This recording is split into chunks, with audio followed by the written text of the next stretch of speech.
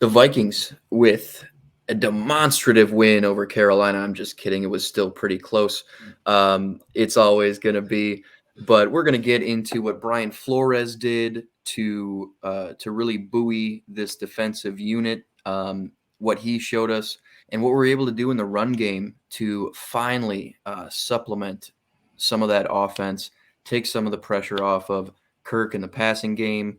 But most of all, we're going to get into what Brian Flores dialed up and how excited we are compared to what we saw from Ed Donatel next on Bite Size Vikes.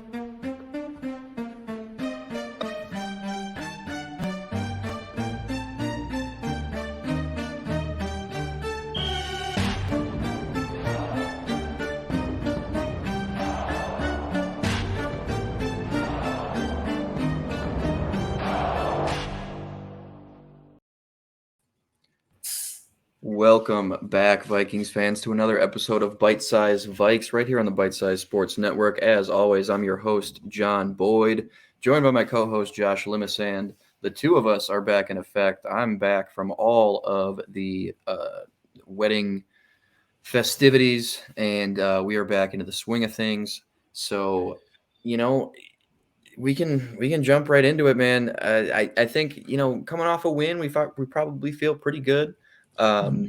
But what's your temperature right now on this team? Instead of just asking you how you're doing, really, how are you pertaining to this Vikings team? And what's your just gut feeling coming out of this Panthers win? I'm going to stick with your temperature analogy because I think that's hilarious. And I'm going to give you not just 45 degrees.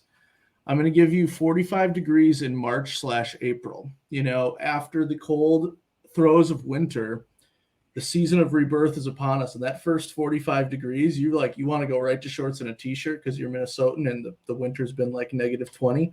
Mm-hmm. And so you can see hope on the horizon. And that's exactly where I'm at. We have a lot of work to do. It's only 45 degrees. We got to heat up before we get to the beautiful, 75, 80 degrees of June and July, of May and June. But I'm 45 degrees in the springtime, which is hopeful because I'm feeling so relieved. I had so many people roll their eyes at me when I said, no, 0-3, it's not time to panic. The Chargers are a very good team. Let's not forget that we lost to a good team. We had some mistakes, but we lost to a good team. But I was also like, okay, but if we lose to the Panthers, then there might be all out panic mode. That might be polar vortex temperatures if we lose to Carolina. And so that's where I'm at temperature wise. I think I hope's on a horizon, but we still have a lot of work to do. I love it. Yeah. We can still see the perennials through the snowbanks. Yep. Nothing's blooming yet. We've still got really dirty snow on the curb that hasn't melted yet. Yes. We're just waiting on a little bit of rain and the season to really change up here. But there are signs of life. I love it. And that's exactly how I feel as well. This was as must win of a week 4 game as you can really get, especially just given the quality of the opponent. And you and I tend to land on the optimistic side of most things when it comes to this team. Mm-hmm. But there are a lot of folks who aren't happy with the way we won, which I identify with a little bit. You want your team to go out and just kick the shit out of a Carolina team that's much less talented, right? Right. You want them to come out and kind of make a statement. And you especially don't want them to be down 13-7 going into halftime. Yes. Against a team like this, even going on the road. But they pulled it out, mm-hmm. and the way they won, not necessarily the margin by which they won, but what they did to get this win, the winning plays they made, I think were really promising. And mm-hmm. you and I talked briefly pre-show. We talked at length on the post-game show over on Minnesota Sports Talk on YouTube. Go check that out if you want. Just a more fleshed out version of our, immediate reactions really to that game, along with a couple of other Vikings analysts on the panel. But you talked a little bit about the run game that night. We've had a chance to digest I've personally watched the game back at least 1.5 times. I know you've probably done something similar. So take me through, what you took away from how the Vikings established the run, that new element of Cam Akers, and kind of how you feel about that, facet of the offense going forward here. Yeah, I think I'm drawing a lot of parallels between our start to the Chargers game and the start to the Panthers game, because we started off moving the ball really, really well, running the ball, balanced offense. What I've been screaming for, very loudly on blogs and just in conversations, to try to get us to be more balanced and to supplement our passing attack with the consistent run game that has to be feared by opposing teams. And not just that, but just to get into third and manageables. And I don't have the numbers. I haven't looked them up yet, but I have to think that we're in a much better spot in percentages of 3rd and 4s versus 3rd and 8s, I think, this year. A subtle difference, because we can complete a 3rd and 8. It's not that challenging for us with the weapons we have on the outside, but it's still harder than a 3rd and 4. And so I saw in the opening drive of this game and the Chargers game, we committed to the run. We were moving the ball really well. I don't have the exact number of carries right in front of me, and whether they both ended up in turnovers. And so that's the other parallel. And so on one hand, yes, we're like the worst team in the league right now with turnovers. We're almost giving up 3 a game on average, because we have 11 turnovers in 4 games, which is bad. And we don't get a free pass for that. But if you look past that and see how efficient our offense has been, and our the balance and the way we're moving the ball, if we cut out those mistakes, if Hawk doesn't get stripped against the Chargers, if Kirk doesn't throw a 99-yard touchdown or pick 6, I mean, we're not talking about how close of a game it was, because Carolina would have had 6 points, 6 points without that defensive touchdown. Like, our defense was legit, and so I think that's where you derive your hope, and you look at that game and we only won 21-13, but it wasn't particularly close if we don't shoot ourselves in the foot, if we don't make that turnover. So and then just the running backs in general, the Cam Akers to spell Madison is a great little, getting fresh legs out there, because he looks spry, he looks fresh. I don't know what is behind the falling out in LA, because you remember last year there was all those trade rumors about Akers. He fell out of favor with McVay. And then all of a sudden he was RB1, and everyone was trying to pick him up for fantasy again, because he was really productive. And then this year he gets traded to us, and it just seems weird, because he looks like he's a very capable back. I've seen the holes open up a little bit more, and I've just seen, the patience for both backs has been good, and that's kind of was one of my issues with Chandler. Is not that I dislike Ty Chandler. I like him as a catcher out of the backfield, and I like him from a speed standpoint, but I'd never thought of Chandler as, having the vision to be a running back number 1. And so I think relegating him a little bit almost increases his value as a 3rd down pass catcher here and there, because Madison and Akers both looked really good as a 1-2 punch, hitting the right holes, gaining yards. I mean, I feel like I've seen a bunch of people on Twitter and online showing some clips of Dalvin Cook not hitting holes in New York, and the stuff that you brought up to me last year that we looked at, that Dalvin Cook's yardage numbers were always inflated by those huge big gains. He wasn't doing anything at the line of scrimmage to help out our blocking schemes and to give us a consistent attack. And we're up to 4.6 yards per attempt now, I think. And we went from, after the first 2 games, we were averaging 35 yards a game. Now we're averaging close to 85 yards a game. And again, on Minnesota Sports Talk, Tanishka mentioned, the run defenses that we've gone up against past 2 games, Panthers and Chargers, are a little bit worse. But I'm still saying, because of the more of the commitment to it, to the running game itself, it's giving me a lot of hope, because we ran for 135 total yards, and we only had 23 carries, which is a little bit lower than what I'd like to. But again, time of possession was lower because of turnovers and the game script a little bit. But we can run the ball this year, and I think as long as the coaching staff realizes it's okay to be boring at times, to keep a drive going, and then if we don't turn the ball over, I mean, who knows? We could be talking about people could be ragging on us this year, like last year, when all we wanted was to win convincingly, but all we did was win by 1 score. This year, we've either lost by one score or won by one score. And all we want, again, is same thing as last year. We just want to see the team build a lead, keep the lead, and win with a big lead. But, we're Minnesota sports fans. We know that doesn't – Yes. it's not really in the cards. So get used to it. There will be drama and contention and nail biting throughout, no matter the quality of opponent, right? Yeah. But hey, I think if you're able to kind of isolate the second half as well, it was dominant. The second half was, there's no other way. It was nothing short of dominant on both sides of the ball for the most part. There was Panthers start with the ball in the second half and do get down into the red zone. And then, of course, we have the Harrison Smith strip sack that turned into a DJ Wonnum 80-yard rumble down the field for a touchdown, which, it was at that point that I think I tweeted Vikings by 30 when that happened. I was like, it's over. Game over. Vikings win. Because that was all we needed, was just like a little bit of get back. If the defense can just force it, like if we can just get a turnover when we can't help but turn it over on offense, because it's such an efficient offense without big back-breaking mistakes, a lot of which are fumbles. 7 of them are fumbles of those 11 turnovers that you mentioned. Yes. And that's got to regress to the mean a little bit, right? It did finally in week 4 with no fumbles.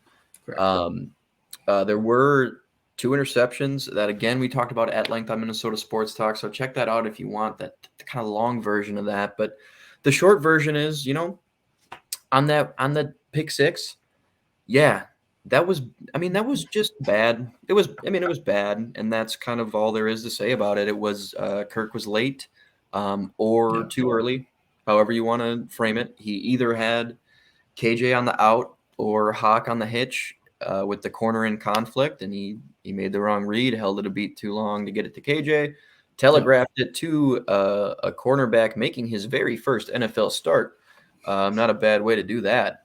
Hopefully he got that ball back. But and then the second one was again knocking on the door. And again, we drive all the way down the field and then kick ourselves in the nuts like this. Yes. And then the second one was Ed Ingram. Ed Ingram just got beat by the 3 technique to the outside. Wasn't able to pinch him into Brian O'Neill at least a little bit. And he took such a sharp corner. Kirk couldn't even really step up. So he tried to fire the ball out to the corner to, I think it was Addison out there. Hit his elbow on Ed's arm or shoulder or helmet. I don't know if it was a defender who got a hand on it. But obviously it comes out quacking.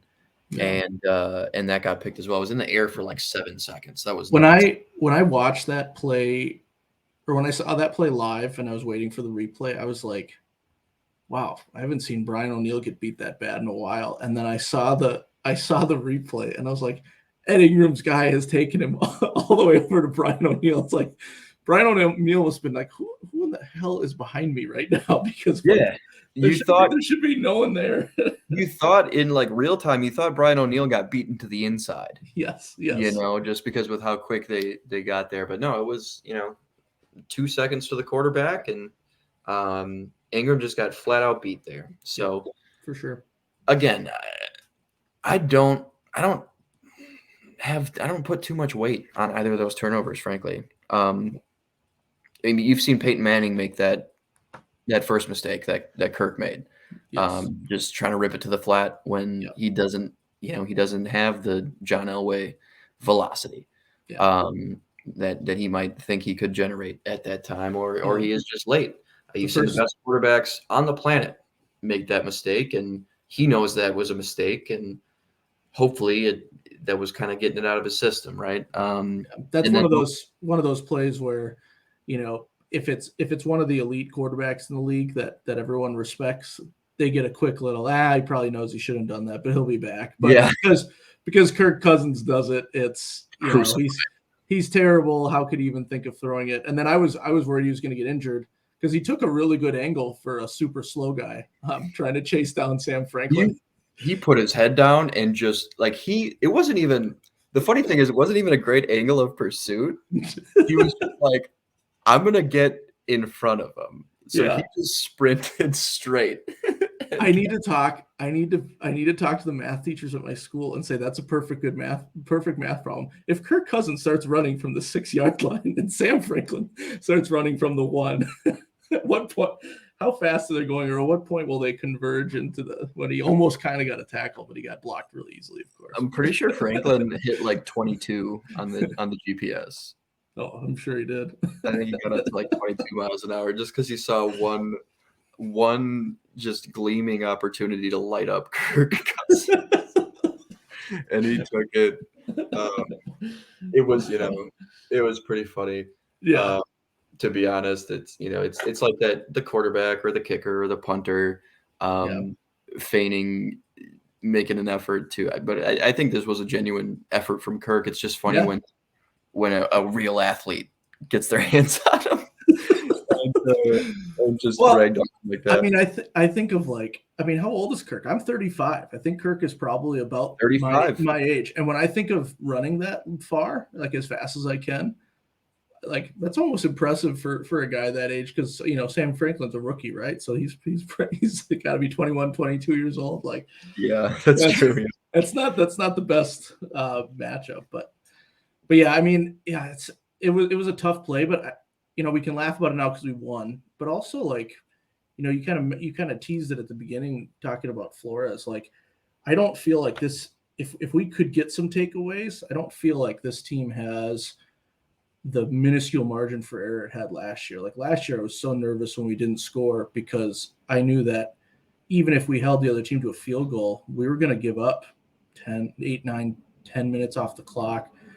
Whereas this year, I feel like we're going to give up points, but we're also going to make some stops. We're going to get in there and do some damage because of what Flores has brought to the table this year. So, yeah, and that's a fine segue into Flores, because I think that was the second of two really defining factors in this game that led the Vikings to victory. This game was not won by Kirk and JJ, despite the 2 touchdowns they connected for. It's almost a given. 2 Kirk passing touchdowns to JJ or otherwise. Right.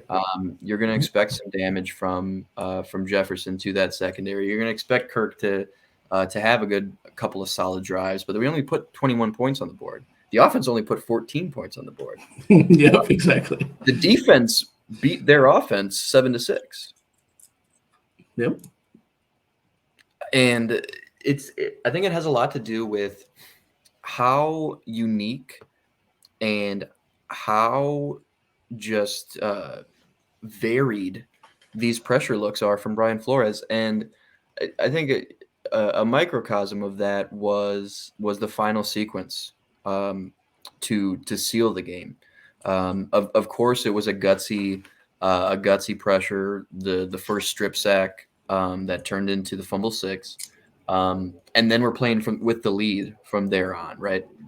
So now you've got your ears pinned back as a defense. Now your mouth's watering at a rookie quarterback with a dearth of talent in the pass catching department, and some questions on the offensive line. And they did exactly what they should have with just lighting them up with pressure. And the defensive backfield did a great job holding up when we sent 6 or 7. A lot of times pre-snap there were only like 3 guys on the roof, and he showed this what is nominally a 7-0 pressure look, and that's just 7 guys right on the line of scrimmage, and he did that all 4 downs on Sunday. And what was really interesting about it is how he showed that same pre-snap look and got into different post-snap looks to kind of fluster Bryce, right? That first down, the pressure didn't really get home, but 6'6" Dean Lowry, who hasn't gotten much of a push all season, gets a hand up, knocks it down. Second and goal from the 9. All of a sudden, you walk up the 7-0 pressure again. You're double mugging the A-gaps with Hicks and Pace. You creep Harrison Smith up into the overhang over the right tackle, and he gets home for that sack. Huge. His second of the game. Yep. We're like, oh, big Harrison Smith. Yep. And now we're like, okay, we gained some ground back, pushed him back. Maybe now we'll get into like a little quarters look and send 4 and play a little conservative, play a little bit of prevent, play a little bit of Donatel style where it's like, oh, please God, give them anything but a touchdown. Flores said, "What? We're better than you." Yes. And we're not going to give you any points. Yep. So he comes out on third down, 7-0. And they double mug the A-gaps, walk Harrison Smith down over the left tackle. They end up dropping him back, still send 6. Nobody gets home, but Bryce has to scramble. Nobody gets open either on third down here. Again, great job from guys like Caleb Evans. Great job from Josh Metellus on the back end, Cam Bynum, really playing out of their skulls down the stretch. And then fourth down, this was my very, very favorite. Fourth down, now you've got them backed up. They've got one shot, and they need a touchdown. So you come out, and now you have a really light box. 3 down linemen, and it looks like you're dropping 8. You're in just the lightest box you could be in. Panthers get up there, and Reich's like, "Holy shit! Timeout! What's going on?" They call it timeout. They come back out, likely having adjusted to a drop 8 coverage. Yep. And then they see the 7-0 again. Yeah. And they're right back up in their grills. Yeah. And you walk Harrison Smith down then over the left tackle. It went Harrison Smith, Patrick Jones, Daniil Hunter, and then it was Pace and Hicks with Wonnum, with Davenport over the B gap and Wonnum to the other edge. And that's where you're seeing pre-snap again. You're like, well, here comes 6. We saw 6 come on first and third down and second down. Yeah. And now suddenly Harrison Smith on the edge, kind of over the tackle, Patrick Jones right on the tackle. Jones drops into coverage. They only send 4 on fourth down out of the 7-0 pressure look. And Harrison Smith just literally beats Ike Ekwonu on a pass run. Yep. Ekwonu tries to get into his chest with his left arm. Harrison with the 2-armed back and just beats him and gets home for the sack. And again, you only sent 4. And your 34-year-old safety just won a pass rush rep outright. Yep. I was so like that completely cured any of the this win means nothing mentality. Yeah. You know what I mean? Like for sure, it doesn't matter the quality of opponent really. Like there are some teams who will be able to adjust better to things like that and have some more counters, but he had very little time to throw on that play. And when you can confuse people at the line of scrimmage and you can send so many different things and you have such a deep bag, that's when you're a dangerous defensive coordinator. And that's when you're able to maximize whatever talent is on the field. For sure. And any other thing that's jumped out to you from Flores? Well, yeah, I was just going to add to that. There'll always be people that say, I don't care. Carolina's like the worst offense in the league. Bryce Young is super short. That's why Dean Lowry was able to bat the ball down. Sure. But Flores played that to his advantage. He knew he had a rookie quarterback. He knew he had an offense that was struggling with confidence. He knew he had a coaching staff. It was up against a coaching staff that didn't want to do too much with Bryce Young because Bryce Young's got that same rookie flaw that's, Johnny Manziel has had in the past where they still think they can create out of nothing because it's college. It's not college anymore. That's why the stupid, like Alabama could beat the Jaguars from a few years ago. Like, no. Yeah, I love that. I was like, people are actually starting to believe that? There's no way. Right? Like these are NFL players. You can't, if you're undersized, you have to work your way around it. Drew Brees found a way to do it. I'm not saying Bryce Young can't be successful in the long run, but but he's still that rookie. He's making those mistakes. He's still trying to extend plays. And so I think of it as that's smart on Flores to do those 7-0 looks all the time. It's fun for us as fans to feel like, well, who's going to drop into coverage? Who's going to go? everyone's confused. No one knows what's going to happen. And yeah, he probably won't do it next week against Mahomes, because if Mahomes can pick up certain things a little bit better, we're going to get beat on, but he'll be able to adjust. Like you mentioned, the deep bag, and the what he shows is could go into like a million different things once the ball is hiked. And I think that the cynical fan would say, yeah, it's Carolina, they were 0-3. That doesn't really, we only won by 8 points. Like if you just look at it at the base level, for sure. But I look at it as our defense won us that game. Our defense got us off the field at the end. We didn't have to get to a shootout and have the ball last to win. And Brian Flores played to his advantage. He had the advantage over a young quarterback. He had the experience of Harrison Smith. He had he used his guys in the right way, like you said, to maximize the talent. And so I was pumped to see that as well. And I love that. It's kind of like, I mean, I'm not as well versed in the X's and O's. I don't remember everything from the Zimmer defensive era, but I do remember it was always fun when Harrison in the early years with Zimmer, and I forget who else at the time, would come up and they would fill the A gaps at pre-snap, and they just hang out there. And sometimes they charged in, blitzed. Other times they backed up. And even that little was kind of fun, but he was just kind of with the safeties, or just like two guys up on the line in addition to the four down linemen.